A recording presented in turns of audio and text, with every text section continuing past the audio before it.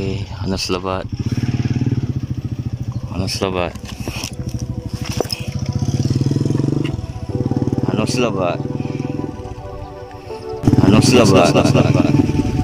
Ang GNT Express ay tinatag noong 2015 ni Jet Li at Tony Chin, kaya tinawag itong JNT.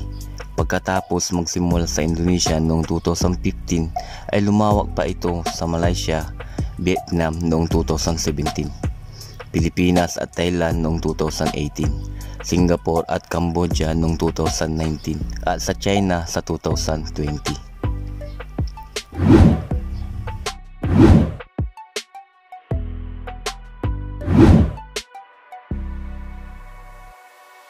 Bilis itong lumawak sa buong timog silangan ng Asia na gumagamit ng teknolohiya upang i-streamline ang mga serbisyo ng logistik at paghahatid.